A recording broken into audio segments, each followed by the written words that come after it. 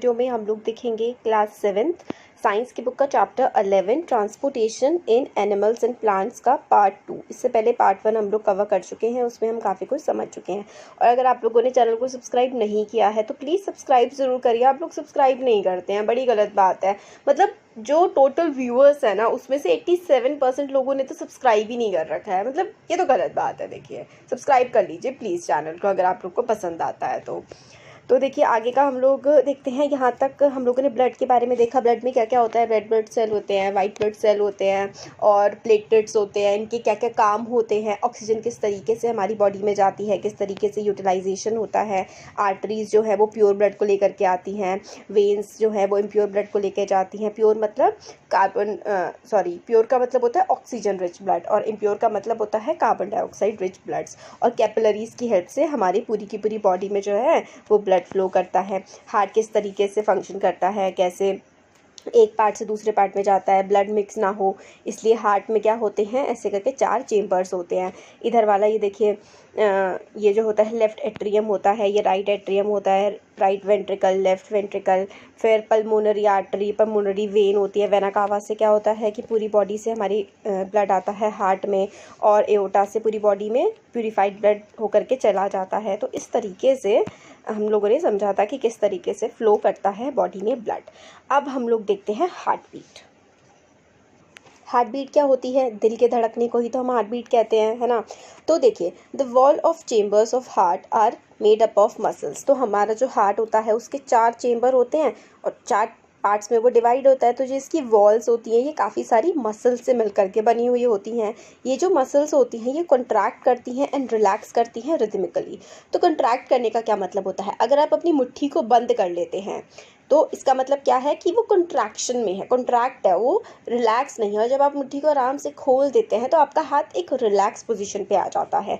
तो इसी तरीके से हमारा हार्ट धड़कता है, कभी कॉन्ट्रैक्ट करता है तो कभी वो रिलैक्स करता है।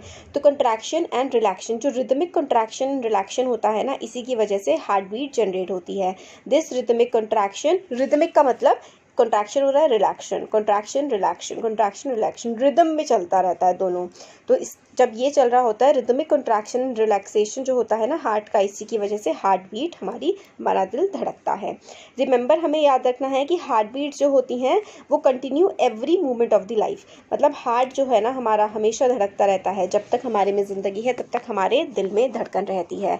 और अगर जिसमें नहीं है दिल में धड़कन तो इसका मतलब वो पर्सन अब जिंदा नहीं है। तो अगर कोई जिंदा है तो इसका मतलब है कि उसका हार्ट हमेशा रिदमिकली कॉन्ट्रैक्ट और रिलैक्स दोनों करता रहेगा।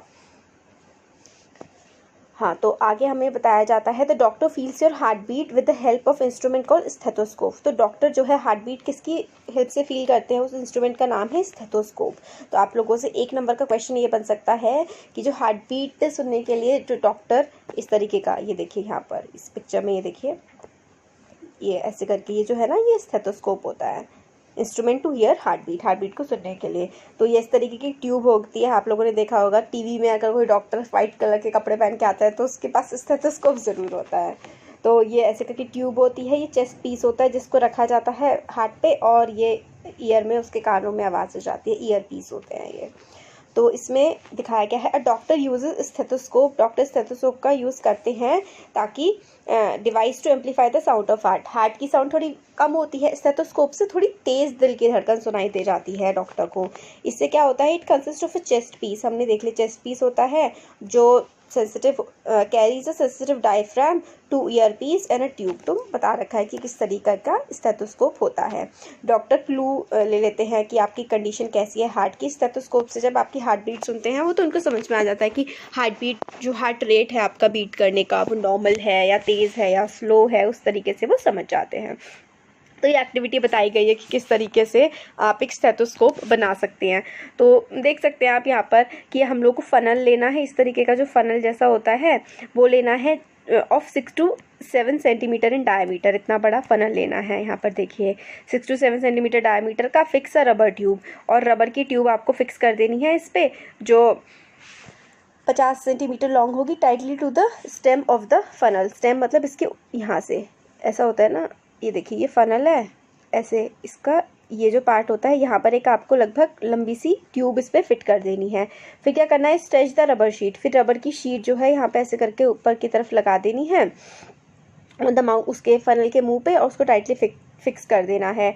और फिर एक जो आपकी ये आपने ट्यूब लगाई थी ना, ये इसको आप अपने कान में रखिए और ये जो फनल था इसको अपने हार्ट पे रखिए, तो आपको आवाज़ आ जाएगी अपने हार्ट की। तो हार्ट बीट फिर पल्स रेट इस तरीके से आप लोग चेक कर सकते हैं। तो यही हमें इसमें बताया गया है कि फिर आप काउंट करें, रिकॉर्ड करें अपनी पूरी जो रेटिंग है ना कि पल्स रेट आपका क्या है, आपका अपने फ्रेंड का पूरा टेबल आप लोग तैयार कर लीजिए। तो पल्स रेट क्या है, पल्स रेट क्या होता है, एक मिनट में कितनी बार आपका दिल धड़क रहा है। और इससे पहले वाले वीडियो में हम लोगों ने देखा था कि एक एवरेज ह्यूमन का क्या होता है पल्स रेट। तो अगर आपको याद है तो कमेंट बॉक्स में ज़रूर बताइएगा। तो आप लोगों से फिर पूछा गया है कि आपको क्या कोई रिलेशनशिप दिखाई देता है आपकी हार्ट बीट में और आपके पल्स रेट में? क्या दिखता है आपको? पल्स रेट होता है कितनी बार आपका दिल धड़क रहा है, हार्ट बीट होती है दिल के धड़कने को हार्ट बीट कहते हैं। तो ईच हार्ट बीट जो है generate 1 pulse in the arteries. तो इसमें बताया गया है कि हर हार्ट बीट जो होती है ना वो एक पल्स जनरेट करती है आर्टरीज में।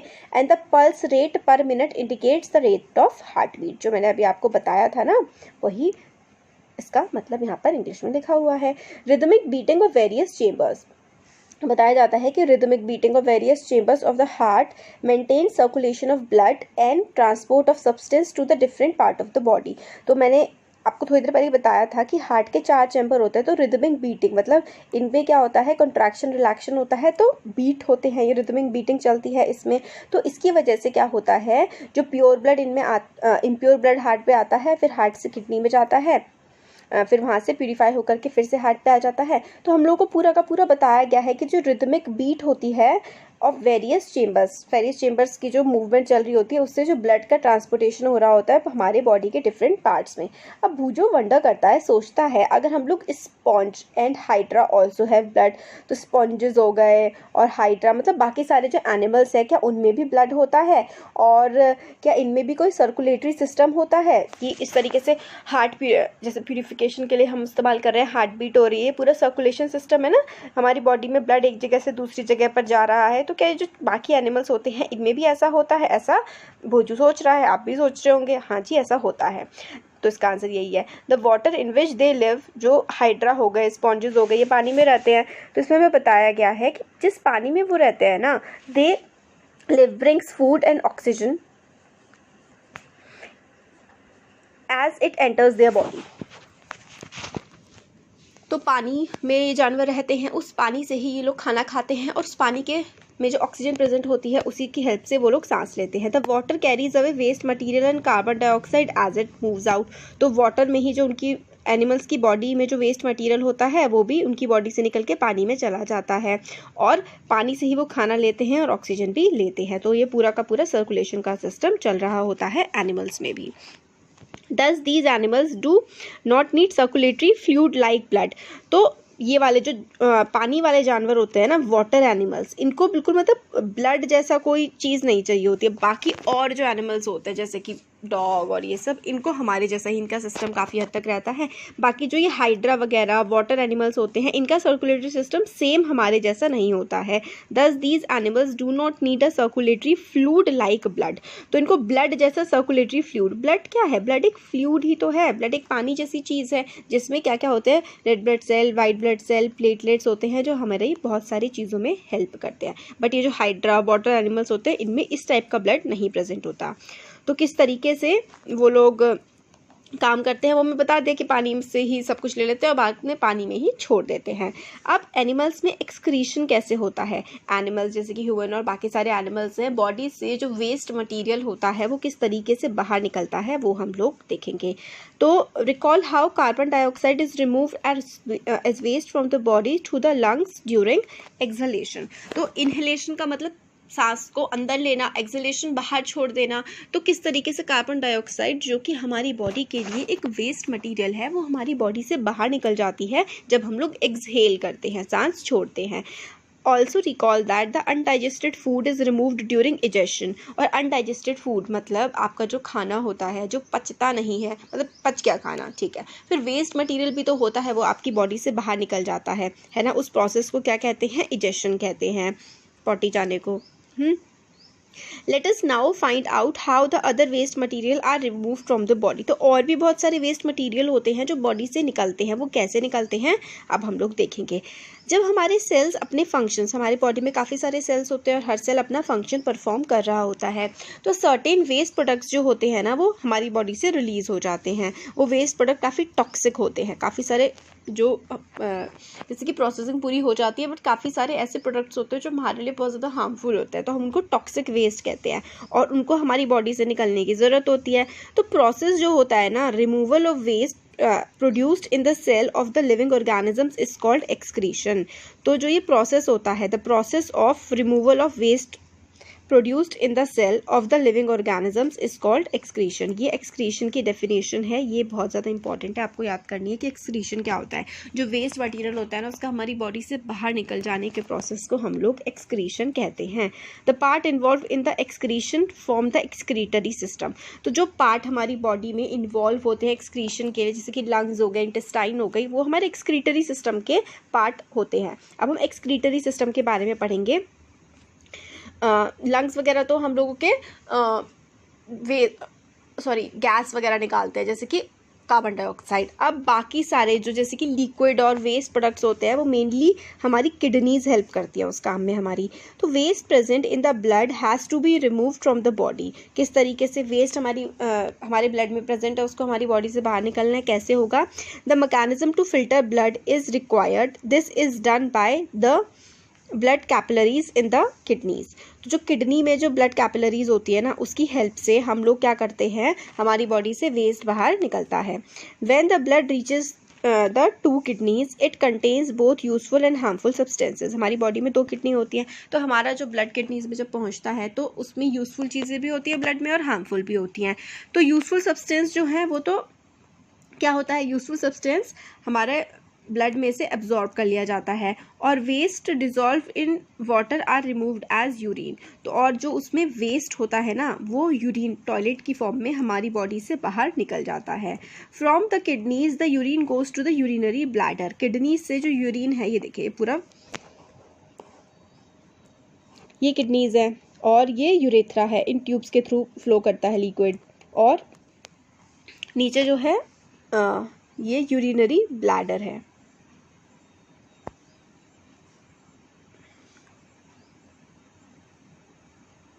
सॉरी, ये नीचे की तरफ हमारा क्या है, यूरिनरी ब्लैडर यहाँ पे बना हुआ है, ये देखिए ये है यूरिनरी ब्लैडर। ये पूरा हमारा एक्सक्रीटरी सिस्टम है। तो अब इसको समझेंगे।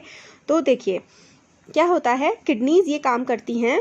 When the blood reaches the 2 kidneys it contains both useful and harmful substance. जब बॉडी में पहुँचता है, मतलब किडनी में पहुँचता है ब्लड और बाकी सारी चीज़ें, तो क्या होता है उसमें वेस्ट भी होता है और यूजफुल भी होता है। यूजफुल जो होता है उसको तो एब्जॉर्ब कर लिया जाता है, और वेस्ट जो है उसको बॉडी से बाहर निकालने का प्रोसेस चल जाता है। तो यूजफुल सब्सटेंस जो है वो बॉडी में फिर से भेज दिया जाता है, ज़रूरत की चीज़, और बाकी का प्रोसेस चल जाता है निकालने का।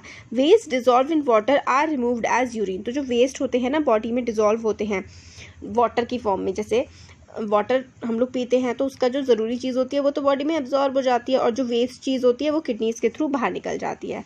तो from the kidneys the urine, kidney से जो यूरिन होता है वो यूरिनरी ब्लैडर में जाता है, goes into the urinary bladder. देखिए किडनी से यहाँ पर जाता है यूरिनरी ब्लैडर में। तो ये जो होता है ये यूरिनरी ब्लैडर होता है, ये रहा यूरिनरी ब्लैडर में जाता है। किसकी हेल्प से, ये जो ट्यूब जैसा स्ट्रक्चर होता है ना, tube like ureters, it is stored in the bladder.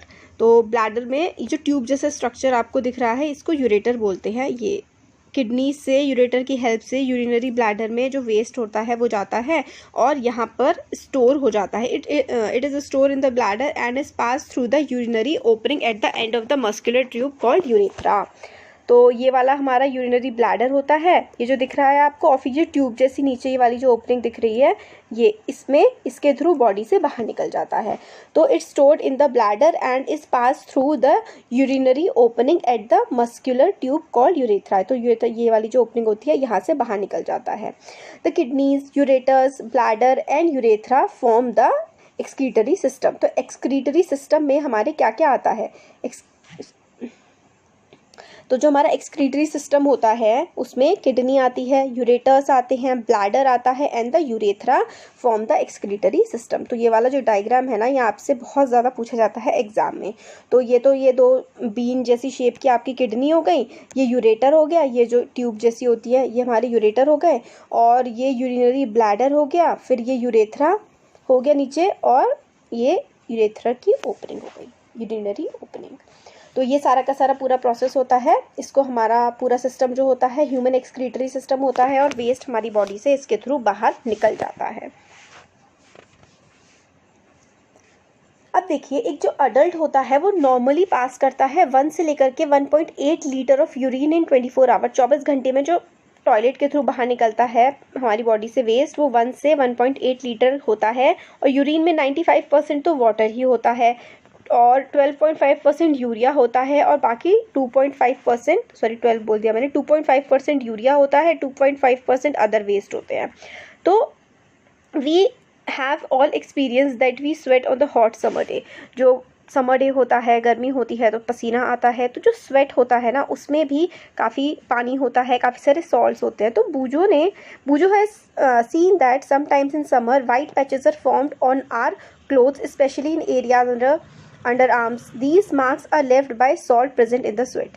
तो कई बार आप लोगों ने देखा होगा गर्मियों के टाइम में काफ़ी ज़्यादा पसीना आता है हम लोगों को, तो स्पेशली जो आर्मपिट्स बगल में जो होता है पसीना काफ़ी ज़्यादा आ जाता है। तो कलरफुल क्लोथ्स होते हैं ना, जैसे सपोज करिए कोई ग्रीन कलर का आपने टॉप पहना हुआ है या शर्ट पहनी हुई है, तो उसमें आप देखेंगे कि वाइट कलर के पैचेस पड़ जाते हैं आर्म्स की साइड पर, या फिर जहाँ पर ज़्यादा पसीना आ जाता है। वो जो वाइट कलर होता है ना, वो हमारे बॉडी में सॉल्ट्स प्रेजेंट होते हैं, उन सॉल्ट्स की वजह से वो वाइट कलर उस पर आ जाता है। तो स्वेट का और भी कोई फंक्शन होता है क्या? Does sweat serve any other function? बहुत सारे हमारी बॉडी से जो हार्मफुल प्रोडक्ट्स होते हैं वो भी स्वेट के थ्रू भी बाहर निकलते हैं। हम लोग जानते हैं कि मटके में जो है वो पानी ठंडा रहता है, क्योंकि because the water evaporates from the pores of the pot which causes cooling. तो हमारी बॉडी को कूलिंग भी प्रोवाइड करता है स्वेट, क्योंकि जब इवेपोरेट स्वेट होता है ना, पसीना निकलने के बाद बॉडी से जब उठता है बाहर, तो बॉडी में थोड़ी सी कूलिंग प्रोवाइड करते हैं स्वेटिंग। तो मटका भी इसी तरीके से, क्योंकि मटके में जो क्या होता है, जो ड्रॉप्स होती है वो इवेपोरेट हो रही होती है, और इवेपोरेशन की वजह से मटके में क्या होती है, कूलिंग होती है, मटका में पानी ठंडा रहता है। अब the way in which waste material are remove from the body of animals depend on the availability of water. तो काफ़ी सारे एनिमल्स में किस तरीके से वेस्ट बाहर निकलेंगे वो डिपेंड करता है कि बॉडी में कितना वाटर अवेलेबल है। तो एक्वेटिक एनिमल्स, जैसे कि एक्वेटिक एनिमल्स मतलब पानी में रहने वाले जानवर, जैसे कि फिश हो गए, वो अपना जो वेस्ट होता है वो एक्सक्रीट कर देते हैं, excrete cell waste as ammonia which is directly dissolved in water. तो अमोनिया की फॉर्म में, हमारी में भी 2.5% लगभग यूरिया होता है, वो अमोनिया ही होता है। तो फिशेस जो है वाटर में कर देती हैं एक्सक्रीट, तो वो तो पानी के साथ बह जाता है अमोनिया की फॉर्म में। काफ़ी सारे एनिमल्स जैसे बर्ड हो गई, छिपकली हो गई, स्नेक हो गई, वो सेमी सॉलिड होता है, उनका सॉलिड फॉर्म में होता है। और white colour compound uric acid होता है। The major excretory product in humans is urea. हमारे जो ह्यूमंस में होता है वो यूरिया होता है मेनली, जिसमें काफ़ी अमाउंट ऑफ अमोनिया प्रेजेंट होता है। समटाइम जो पर्सन की किडनी जो है वो सही से काम नहीं करती है किसी इंजरी की वजह से या किडनी के फेलियर की वजह से, तो ऐसे पर्सन को आर्टिफिशियल तरीके से आर्टिफिशियल किडनी का फॉर्म होता है, जिसको हम लोग डायलिसिस कहते हैं। उसमें क्या होता है कि बॉडी का वेस्ट जो है एक प्रोसेस के थ्रू निकाला जाता है, और ब्लड में से सारा का सारा वेस्ट, क्योंकि किडनी तो काम कर नहीं रही होती, तो ब्लड में जो कार्बन डाइऑक्साइड एक्सेसिव प्रेजेंट होती है उसको डायलिसिस के प्रोसेस से बाहर निकाला जाता है। एक टिपिकल सा प्रोसेस होता है, ड्रिप्स वगैरह लगाई जाती हैं, बॉडी से वेस्ट निकाल लिया जाता है। काफ़ी अजीब सा, मतलब काफ़ी बुरी हालत हो जाती है इस तरीके से जिस पर्सन की किडनी में प्रॉब्लम हो जाती है। तो स्वेट जो है हमारी बॉडी को कूल करने में हेल्प करता है, और एक्सेसिव सॉल्ट्स जो होते हैं बॉडी के, उसको भी बॉडी से बाहर निकाल देता है। अब ट्रांसपोर्टेशन ऑफ सब्सटेंसेस, काफ़ी सारे सब्सटेंस होते हैं, वो किस तरीके से ट्रांसपोर्ट करते हैं, मेनली प्लांट्स में। तो जो transport of substance in plants वाला पार्ट है ना, फिर वीडियो काफ़ी ज़्यादा बड़ा हो जाएगा, ये वाला हम अच्छे से समझेंगे नेक्स्ट वीडियो में, ठीक है। तो